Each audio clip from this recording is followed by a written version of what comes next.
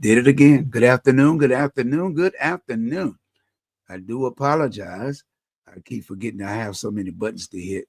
And what happened is that they put music. They put music on the intro now when you count down. And what it does is when you do anything like that, it mutes the so I don't get feedback. But I do apologize. Yes, I am here. How you doing? Welcome to the show. Go ahead and invite some people over and let them know that we're here, to bring you some information, some entertainment information. And I just want to say thank you for taking time out of your busy schedule and always tuning in to the best of the 757 Community Talk Show. WVDM is owned and operated by Vaughn Digital Media. But it's all about the community. It's all about bringing you information that you may not get unless you search the World Wide Web. But I do search the web, and it seemed like it's been getting me in trouble that Facebook want to um, block one of my pages that I monetize. And I'm getting tremendous thanks to you all who's tuning in.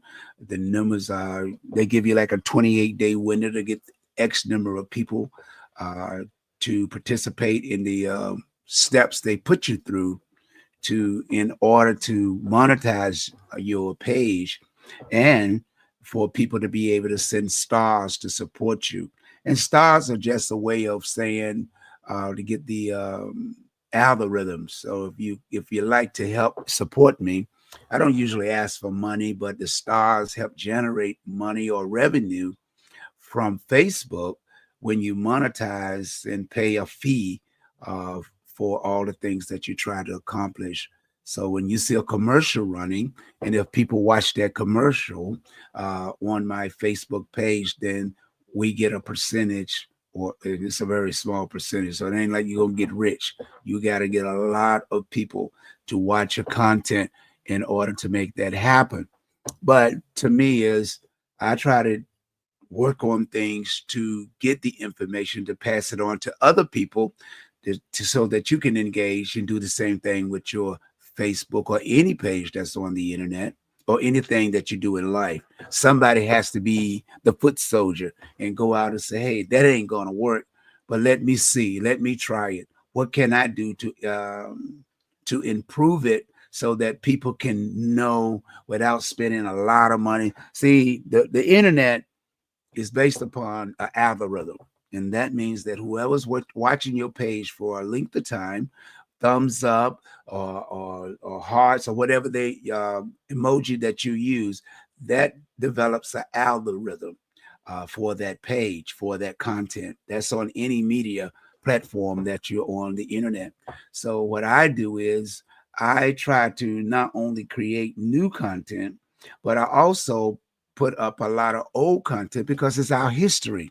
See, what we have been programmed to believe about our own selves is that we're not worthy, we don't do anything, we don't have anything. But you'd be surprised of all the content out there. They won't tell you that this is your homeland. They tell you you came from Africa. No, this used to be a part of Africa. If you read your scriptures and Bible, God said, he told Moses, take the Israelites and the Hebrews into the promised land. And Moses did not enter here. He did not enter the promised land. So this is the promised land that that God had promised his people, the Israelites and the Hebrews. And there was already people here.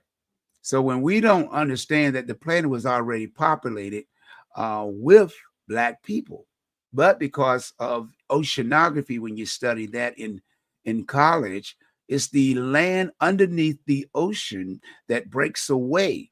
That's why you have Russia want Ukraine, because it used to be part of Russia. It broke away. Like you see China want Taiwan. I think it's Taiwan. They want it because it broke away from China. And Korea, North and South Korea, one broke away, and everybody's saying it belongs to us. But the people that when the land broke away, the people that was on that land, It is their land. That's why when everybody comes here, that you hear the Constitution talk about alien rights. We don't have alien rights. Other people that come from other countries do, like the Europeans. They have alien rights. So that's why they come up with constitutions and laws to delegate, to tell us what we can't do when we already were here. And when our ancestors, my mother, grandmother, my great-grandmother was a full-blooded Cherokee. She married a white man. And people don't know that back in the days, up until the 70s, I think it might have been 75 or 77, that black men could not wear no long hair. Could not wear long hair. And you might say, well, how's that? We weren't wearing fros then, bro. You know, you just started wearing fros in the late 70s. You was allowed to wear your hair long. So when we don't understand our history and all the things that we go through, that our ancestors go through, and yes, Africans, we're all what they call the Americans. We're not just the America, we are the Americans. You have about 4 different continents that they call the Americans. You know, like Jamaica. You got they're part of the Americans. You got all these continents, you know, that are mostly black, but Europeans didn't come from those countries. They invaded those countries.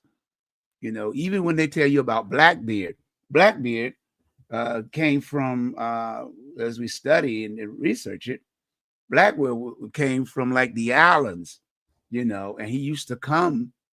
And when the English used to come to the Americans, what they would do is they'll hijack the ships and then take it. Even in America, they said that, you know, the lost colony, which was in Virginia Beach, you know, that they used to celebrate. You don't hear them talk about it too much no more.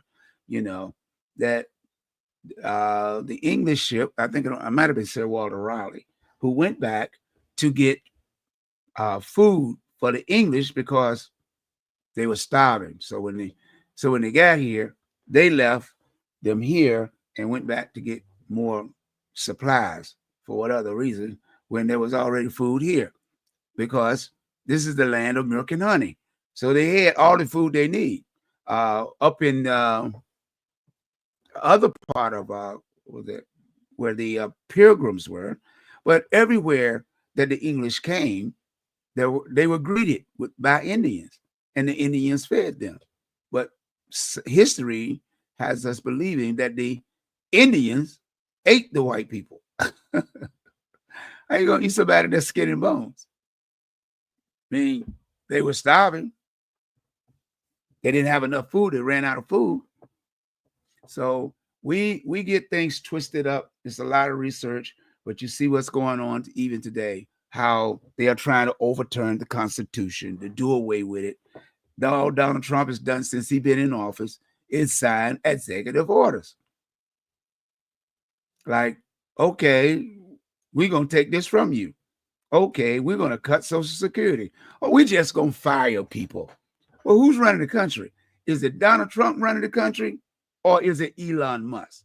Because it seems like everything that Elon Musk is talking about is what's being done. You didn't hear Donald Trump sit down and sign executive orders, you know, getting rid of Afro-Americans that's qualified, educated, and firing them from the most powerful positions in the United States. The people that control the military. And you see what most people don't understand is you really don't have to worry. You don't have to do a lot of marching. All you got to do is start when it's time for the election come. He can get away with it for right now. He can only get away for until September. I mean, November of this year. Vote all those Republicans out of office. Vote them out. Then he has no power because he don't have nobody that's going to stand with him. You see, a lot of Republicans are resigning Look at Mitch McConnell. He resigned. I'm out of here. All you got to do is eliminate the Republicans in both of the houses, and then you can take control over what's going on. But you got to be swift about what's going on, even on the local campaign. If you got Republicans want to do what they want to do, vote for the Democrats. It don't matter what, if you black or white, Filipino, Puerto Rican. If you don't like what's going on, you get rid of the people that's empowering him. Empower in him.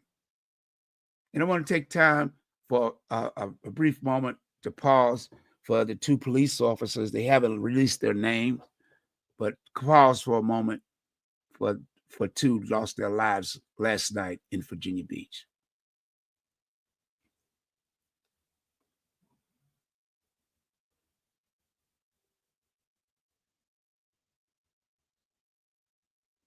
I want to say thank you for that.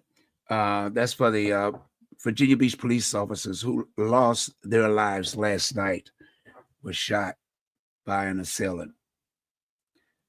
We are facing so many negative things in our community today.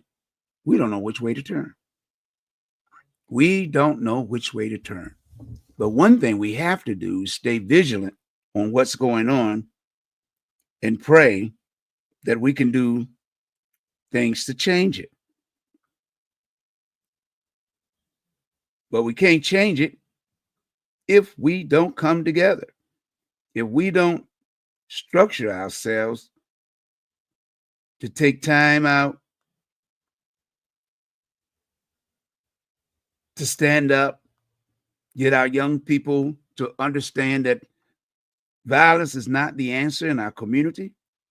Violence is the pipeline to prison. And we need to push that in every way we can. Violence and bullying will get you put out of school.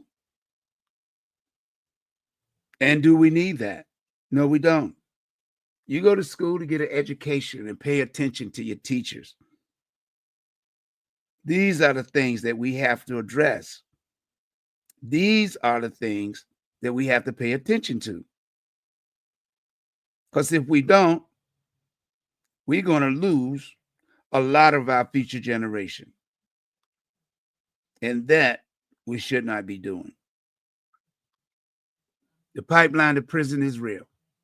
You're listening and watching the Best of the 757 Community Talk Show in conjunction with WVDM, Bond Digital Media. What we have to get a grips on, that the only way we're going to change things in our community is we have to come together.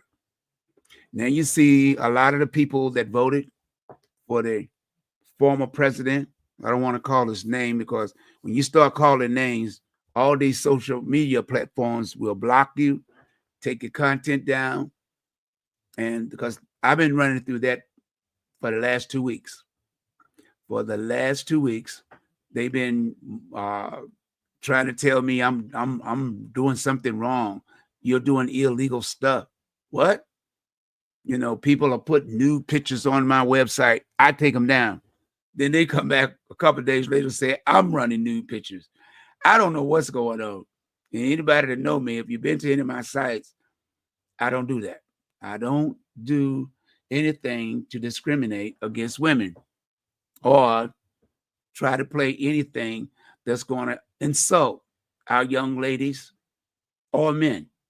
That's not what I do. I just try to make conversation about the things that affect our communities, our future generation, our young people. This is the thing that I try to do, and that's why I created the talk shows, and I've been doing it for a moment. This is what I'm concerned about. Our history, our culture. We have to do more to protect our future generation. I have kids and you have kids. There is no time. We can't sit around and keep talking about the people that are all gone now. We have to raise up new leadership. It's okay to talk about our ancestors. It's okay to talk about Martin Luther King, Megan Everett, Malcolm X, Barack Obama. It's good to talk about them.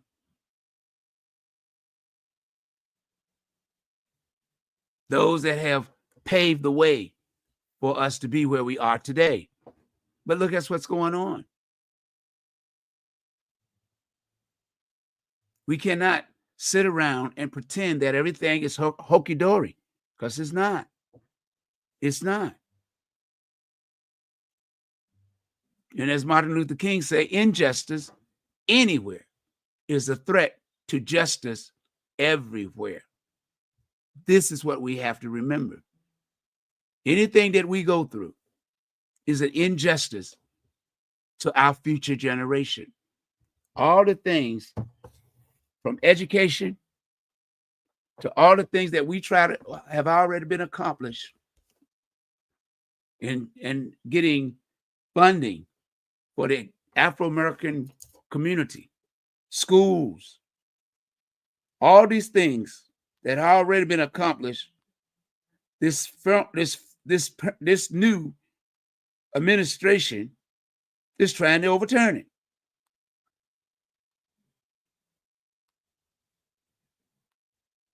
What are we going to do? We have to do more than just hope they get a better idea and say, hey, well, maybe he's joking. Maybe you ain't listening to the real party. Maybe you are not listening to the real conversation that's going on. Because when a person said they're going to try to overturn something, Donald Trump ain't playing. You see what he's doing?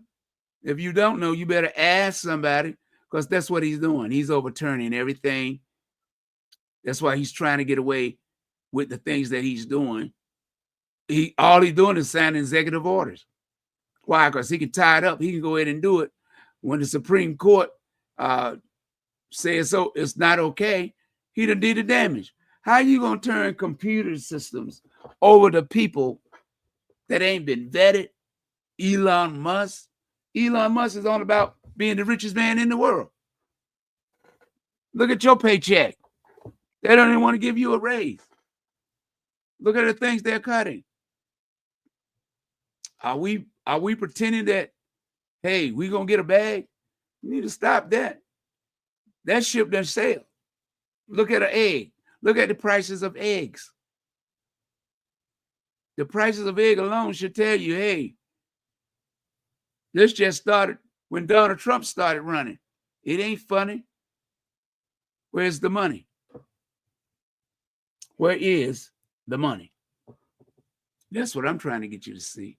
It ain't about just me. It should be about everybody that's trying to survive. Now with the situation with your filing your taxes.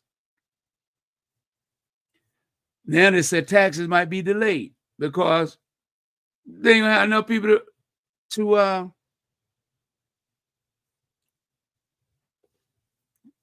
it is so much stuff going on that we got to do better. All I can say is this: we can sit around and pretend what's going on is not going to affect us. Coming up this month, it's going to begin. And they're calling for a blackout, February the 28th, nationwide. The economic blackout on February the 28th. Take part and share this information. If you haven't heard it, there will be an economical blackout on the 28th nationwide. That means don't buy anything unless it's from a small business. No gas, no fast foods, and definitely nothing from places like Target, Walmart, Amazon. You need to get the word out. You got to put the economical pressure on these people. You know, they talking about cut. If you ain't spending no money, we ain't spending no money with the people that's saying, hey, they're going to go along with the president, then you won't be getting our money. We got enough local businesses that we can support with the things that we need to purchase. And if not, as the old saying is, buy it before the 28th. And if after the 28th, let them see what everyday people you don't understand how much money these companies are making. They're making billions of dollars. Billions of dollars. And they don't want to share the wealth.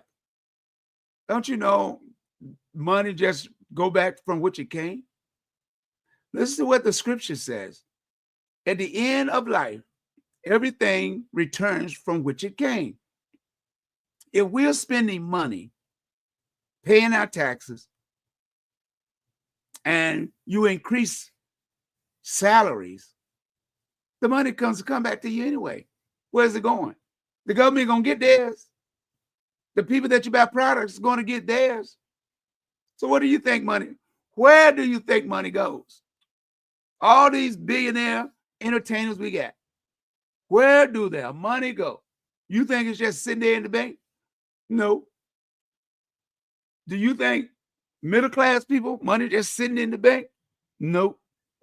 Why do you see when you go to the airport, all these people at the airport traveling, and you got to get there early, and then you stand in line for about an hour, 2 hours before your plane even take off in some instance? That's money. All you're doing is taking money from one hand and giving it to the other hand. When you go to McDonald's, did they give you a free, or McDonald's or Burger King, did they give you a free Happy Meal? Ain't nobody gave you nothing free. They give you a discount. But because they got, what, 20, 30, 50,000 McDonald's all around the world, you just a drop. Your one Happy Meal is a drop in the $1 billion budget. $1 billion. You think Amazon ain't making no money? I have to tell my daughter, she's grown. She do what she do with her own money. She works. But you think you think this is a warehouse. Amazon is coming in so many days a week. Every time you turn around, Amazon rolling up. They on different trucks. They roll up. An hour later, another truck roll up. Hour and a half later, another truck. Wait a minute, hold up. I got to make it humorous. You know, I'm not a comedian, but I tell you this, we got to get serious about what's going on. But since I'm not a comedian, I'm going to bring you a comedian in here. His name is Alex Vaughn. Of course, yes, he's my son. I'm not even gonna lie, I put the shirt on, I'm realizing that I look like Lil Bill. This is Bill Cosby put him pop ass shirt, bro. I don't know. I think it looks nice, it's good. But anyway, hey bro, I don't know if you know this, but Drake is now extending his lawsuit. He decided to add Super Bowl, Apple Music, Sam, L. Jackson, every single person within the stadium that said a minor to the lawsuit. But now, how do we feel about the Kendrick Lamar halftime performance? I enjoyed it, but I think it's upsetting that I needed like a doctorate and philosophy, African American studies, and sociology for me to understand it. Y'all was making all these elaborate themes. Oh look, you got Uncle Sam playing the house slave. You zoom out and you see the Squid Games all dying and performing for rich people. How black people came out of the American flag because America was built on the backs of slavery. And I'm just sitting here like, I thought it was a decent show. A little more like a music video than a halftime performance. Then some people saying it's complete and utter trash, like this is the worst one. I still can't believe that he went on national TV, told Drake that he's a pedophile. Not like us, is submitted as like the best diss track of all time.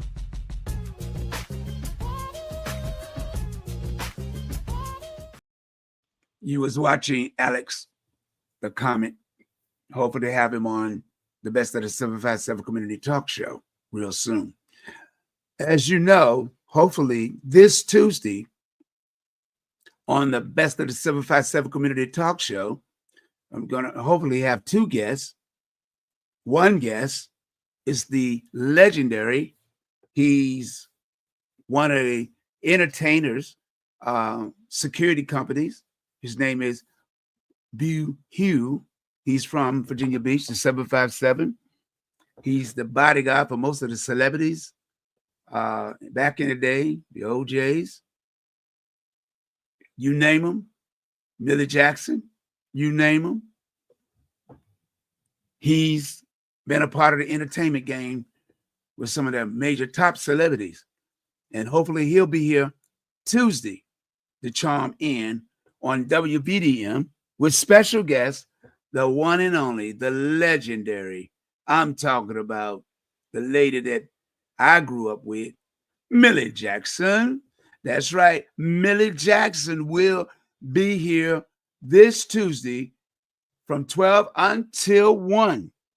And I talked the other day, and I know we had already talked over hours. So it's going to be fun. It's going to be exciting. Millie Jackson will be here. And I just want y'all to know that you need to be here too this Tuesday right here. And just to give you a glance of, we did a show, my brother, Third Wheel Production. My brother, he called himself and his company, Third Wheel Production, and his name, he goes by Superstar. And he brought her to Lieberman College in the Bronx, several years ago. That's where I had the opportunity to meet her personally. And just to give you a little clip of her music and show.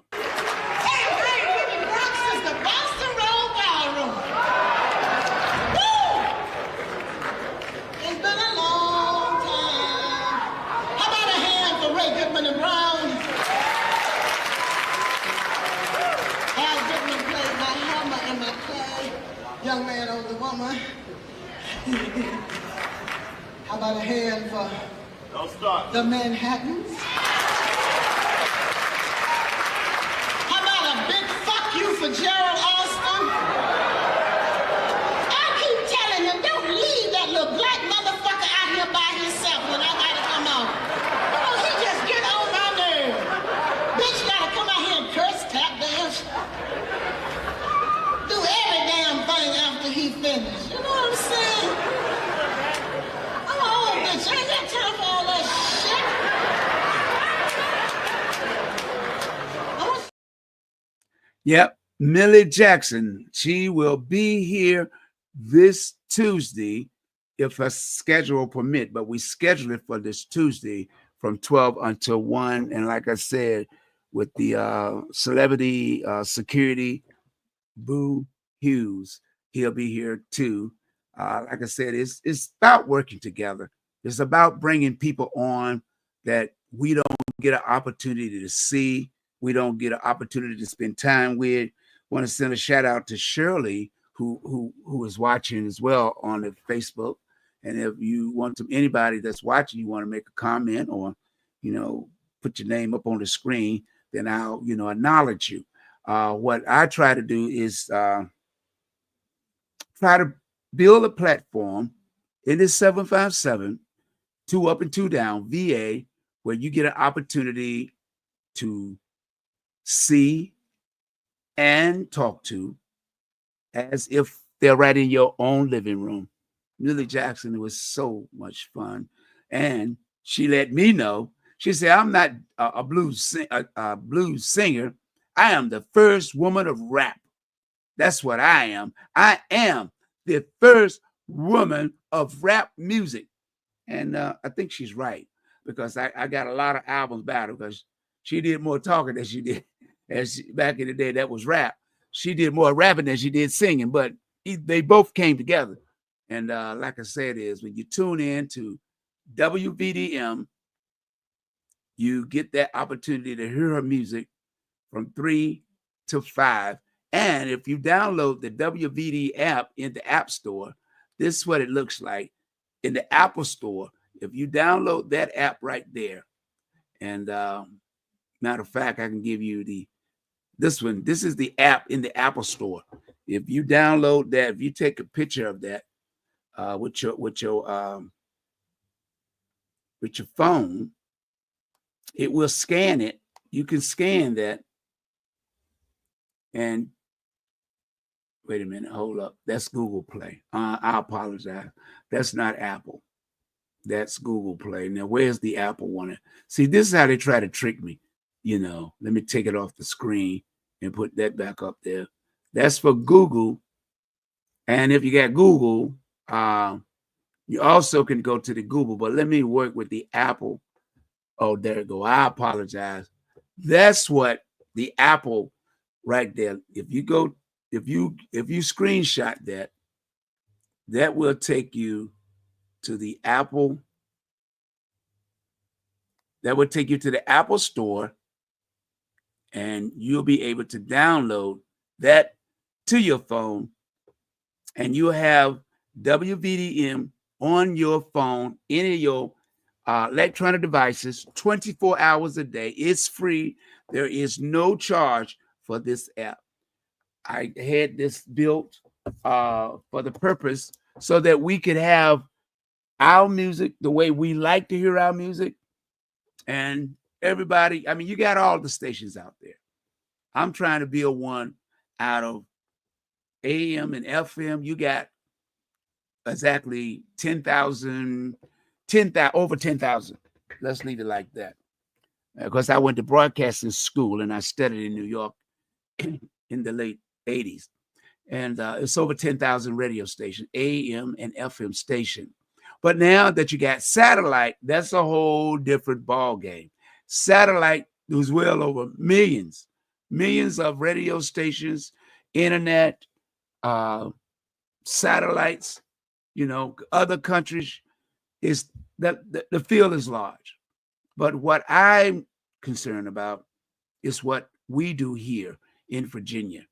We have a lot of talent, and we don't have to run around being a gangster just to get a record deal. We got enough people to buy and support our local artists just by spending $1 or $1.29, and some is 99 cents. You can almost buy a whole album for $5, no more than $6. But what that would do is encourage and inspire young people to use what God has given, their God-given talents. Maybe you want to go in the recording studio and make a cut. You know, gospel, R&B, pop, rock. There's all gyros of music that you can perform. You just gotta find out your niche. Everybody's not a rapper. I'm not a rapper, so I can do it. Let me do a little bit. I said a hip hop to the hip to the hip to the hip hop to the boom boom. See, I can't do it. I can't do it. I used to sing in church in the gospel choir, but I sing so loud when I go to church that the organists get mad with me. I just can't control my voice when I get happy. You know, that's the spirit. That I sing louder than the choir and the organ. That's how loud my voice is. I was in a march on the 50-year march of Martin Luther King in Washington, D.C. This news reporter ran up to me and said, I wanted to interview you. And I said, okay. She said, I was way back there, maybe 2 or 3 blocks, and I couldn't hear nobody's voice but yours. And that's how I found you, because you were singing and your voice led me to you. And I get that from a lot of people. But as I get older, it becomes a strain on my voice. And but that's the way it is. I do a lot of talking, but I do also have to rest my vocal cords. But what I'm trying to get you to understand, for those that are watching, if we come together, see, they divide us. They divide us on every level they can think. Every level. If you're doing something good, people thinking like, well, you used to play in the nightclub. What happened? Well, let me see. If you were successful like me, close to 50 years at every club that I played or managed, you get rid of me too. But ask yourself this. If you're from the 757, Virginia Beach or Norfolk, After Picasso's closed, if you left a club, Picasso's or any of the clubs that were open, now when you leave a club today, I'm going to show you something. How many restaurants are open when you leave a club today? Think about it now. Don't rush yourself. Just take a time and think. How many fast food places are still open today when you leave a club?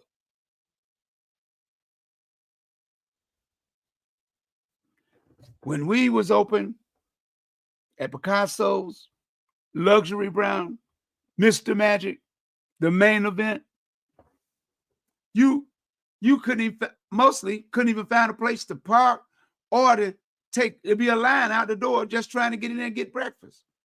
7 nights a week, any night that we were open. But it ain't like that now. Take a look around. When you go to a club now, how many clubs have dancing? Ask yourself. I mean, you go out. I ain't telling you nothing that ain't true. What you have to understand is you have to start, as my mother and the Bible tell you, you have to watch as well as pray. Don't let nobody tell you just anything. Ask yourself, well, why ain't there's no restaurants like there used to be back in the day? Almost 10 to 15 years ago. How come there's no restaurants open where you can go out and you meet somebody, you can sit there and talk? You don't want to take them to your house, or you don't want him to come to your house. What happened to the landscape?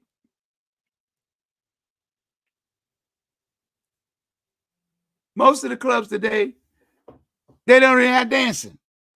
What they got? They got tables. They don't let black clubs have dance space. That's the city, Norfolk. Virginia Beach. I think Chesapeake, because I used to run Chevys, and after I left, they closed and changed it up. I think they're the only one that has a large dance floor because they do country. They went back country, or they went country. All these things, the largest club that's left where dancing is the Alley in Newport News. The Alley in Newport News is the largest Afro-American nightclub.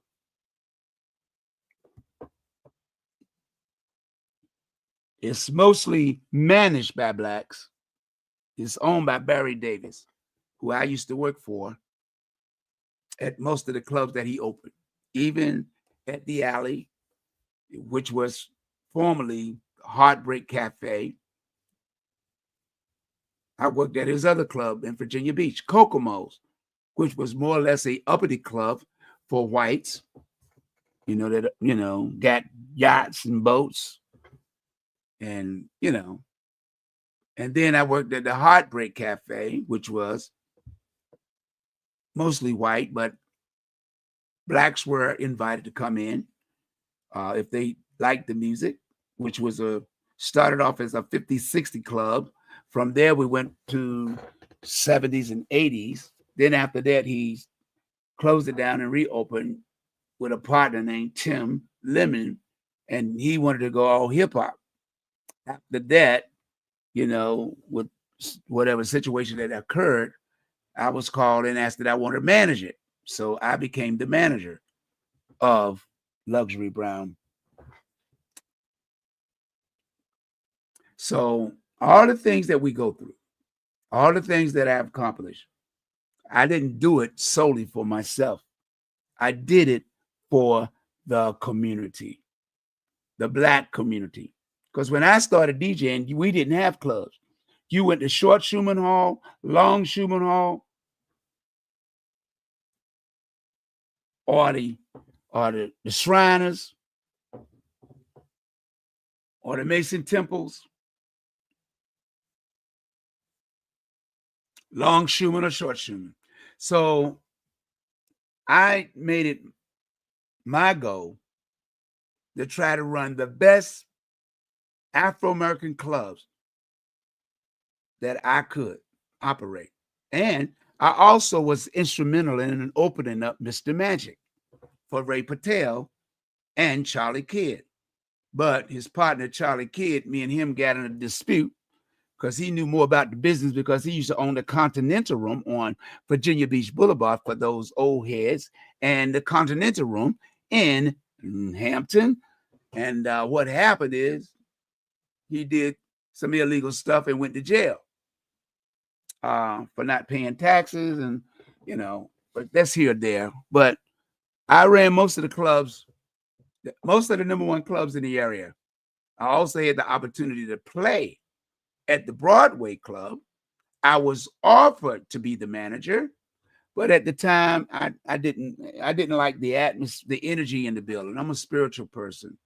And when I first went there to get them back on track and brought in my staff that I worked with at the main event, and it got so ugly there, they didn't want to work there.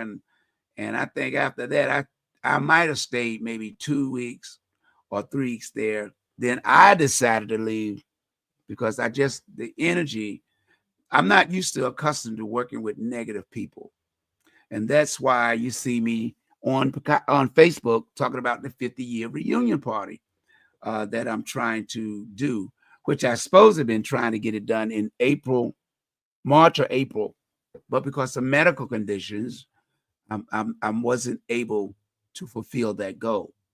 But I'm pushing it back to maybe between now and after September, between October and November, depending on the venue that I can find that doesn't try to rob you, where you have to secure a place and a nice place for people that want to go out and have a good time. And I'm talking about 50 years of trying to reach people and contact them. And a lot of people are really, really invested and wanted to come to a reunion party. And because I played at all the places that I named, I asked people which one I should do. And they're like, well, I think you should do the main event because we did 7 nights a week there for almost 3 years. I was there. Then most people are like, you already know Picasso's 15 years. I opened it up for Mrs. Davis and Mr. Davis. And later they sold it to my brother, Mike. And I was still manager. So I was there for 15 years before I left. And, if you ever came to any one of those places, that they were packed. Mr. Magic, I opened that. But as I said, I was only there for maybe 2 to 3 months. After helping them in instrumental getting their liquor license, I got fired after they got the liquor license a day, 2 days later. 2 days later, as long as I was there being instrumental in getting their liquor license, because I am a general manager, food server, a license and everything, it's a lot of paperwork you have to have in place in order to do what I do. And I have accomplished all of that. But again, I try to educate people on teamwork. I could not have run none of these clubs if I didn't have a staff the way I had. The staff that I had, I would give anything in the world. That's why you don't see me in a club. I can get clubs. People think I can't. Oh, you too old. No, they want me to manage. I just don't want to manage. I'm an entertainer. But what they try to do to box me in, they want me to entertain, slice, manage. Yeah, the salary is good, but then it's a lot of stress on my body. I'm homeless with my family that I don't like to talk about because I get emotional, because I put the community before my family. Because I was working 6 and 7 nights a week. And most other clubs won't even open but 3 or 4 nights a week. But because of the way I am, I like to make things happen, because if I can make it work, it benefits the community, It benefit people that's looking for work. It benefit the people that are working, that wants extra hours.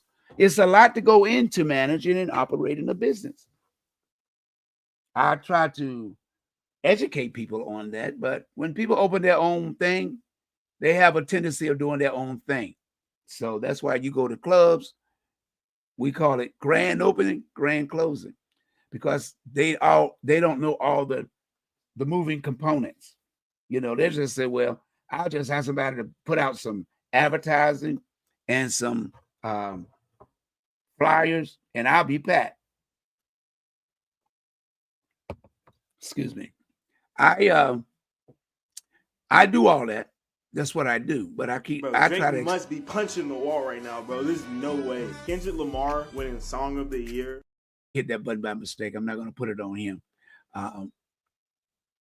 What happens is you have to be selective. And if people have been to any club that I've managed or DJ'd in, and you see the crowd that's there, that is by design. Every club I go and do is by design. I design it because I talk to the public. I don't just open up a club and go in there and just get a bunch of people in there because they got money in their pocket. You'd be surprised at how much money I turned down, how many clubs I turned down, because they want the same crowd do the same thing. I don't do that. When I go to places, most of the time when I go to clubs, most of those clubs are going out of business in 30 days. And most people don't know because they're not managing, or then the owners are not letting you know that, because it's bad when you go in and invest anywhere from $50,000 to over $100,000, and next thing you know, less than 6 or 8 months, you out of business. You don't put up your home. It's embarrassing. I've been blessed, like I keep telling anybody, I'm blessed with what I do because I'm a spiritual person.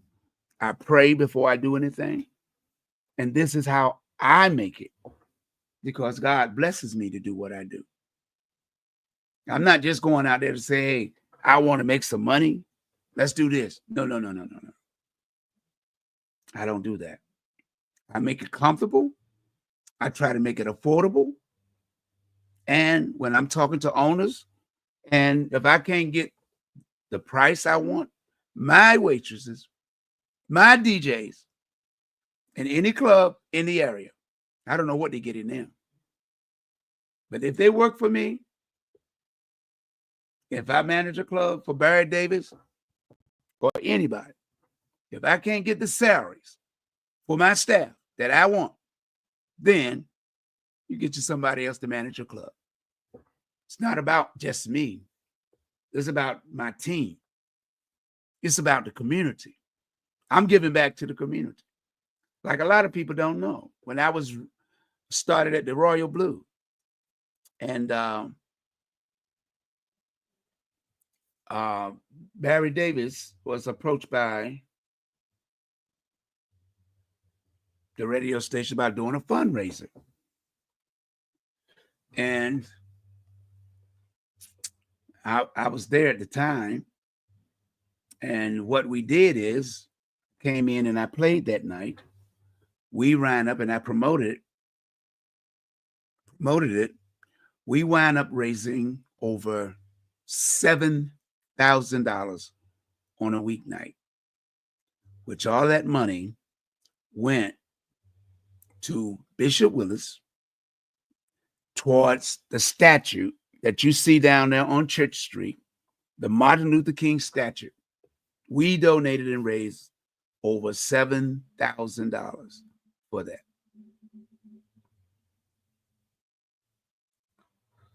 Everything that I've done has always been for the community.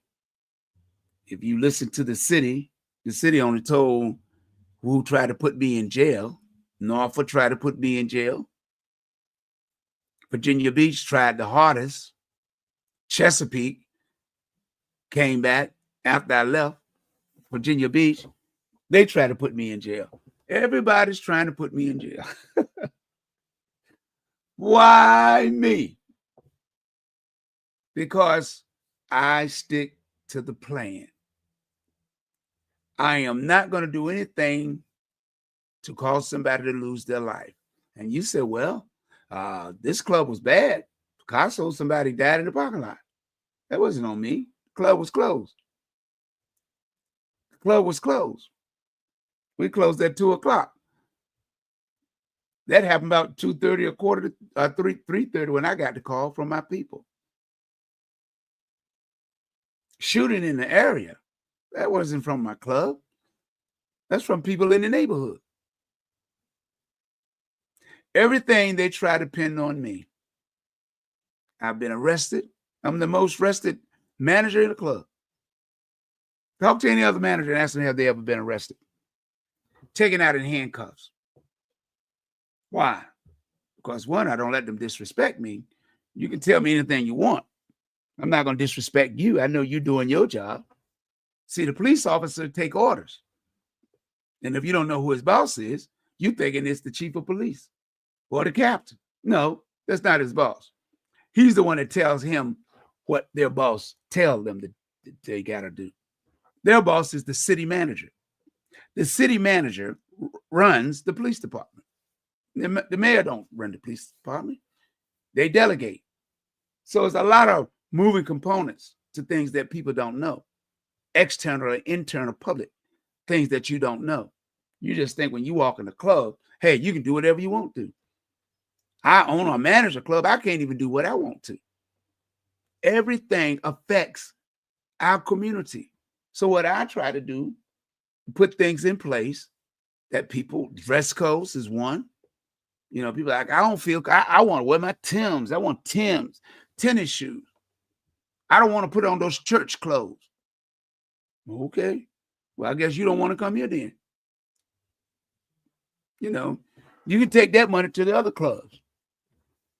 But that's what I'll do. You know, I'm a baller. Why are you charging me a cover charge at the door? I'm going to spend X number of dollars. I appreciate that, sir. I'm only asking you to pay the cover charge. You don't have to spend $2,000, $3,000. That's your image that you're trying to project. My job is to make sure you be entertained and have a great time. We lose people because we want to impress. Our young people are dying because they want to impress. We are losing a battle. And it's time for it to stop. It's time for us to reel in our young people and let them know when you go to school, you be respectful. Because if not, if you as a parent has to go to the school, you should let them know. I might come one time, but I guarantee you, I bet you I don't go the second time or the third time. Ain't gonna be no more. Because that's what I laid down to my kids. If you can't follow my rules, then I guess you can go move with your friends. And if they got smart, sit outside for them until I tell you to come back in. I make them sit outside for a couple of hours. You leave the area. If I look out that door window, you ain't sitting on the car or leaning up against it, then you ain't coming back in. I ain't playing no games. Because I know the streaks ain't gonna play with you. You got to put fear in young people.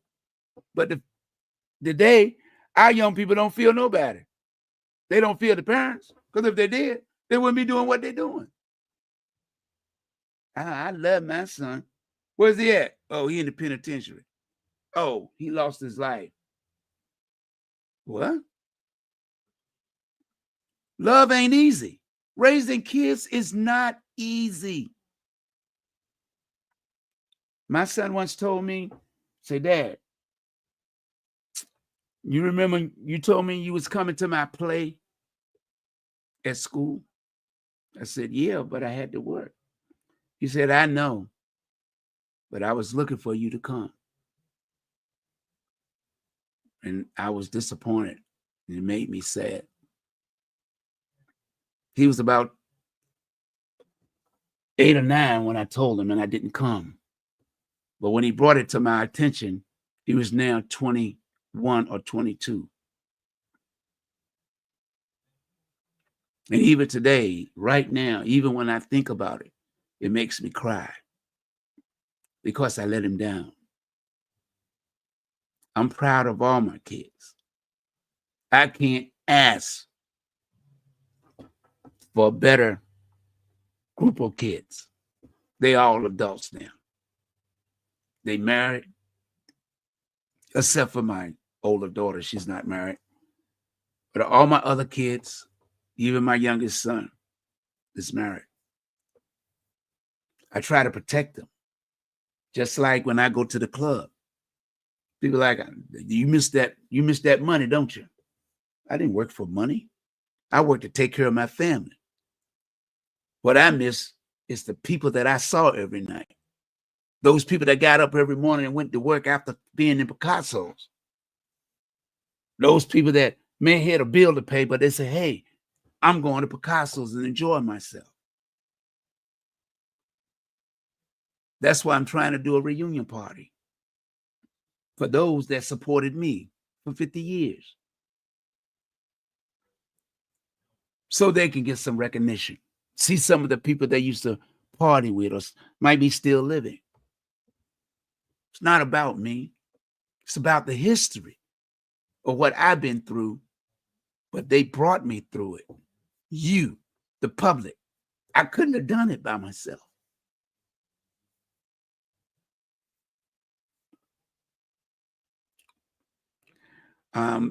About to receive or be inducted in Birmingham, Alabama, April the 13th. That's a Sunday. I'm not being voted in. I'm being inducted into the Blues Hall of Fame because of one of the young ladies. I have been playing her music over the years. She nominated me to be looked at, to be put into the Blues Hall of Fame down in Birmingham, Alabama. Nobody has to vote for you, but the committee. And she called me and let me know that I was receiving a call from the president of the Alabama Blues Hall of Fame.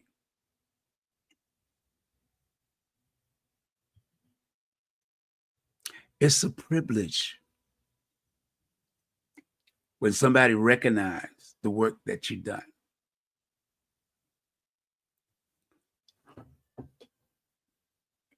And it's not just an award for me, but it's an award for everybody in the 757 that came to a club, listened to my radio shows, on the internet, when I used to be at Clear Channel, when I used to do the Sugar Shack show, the blues show, from 2 to 6.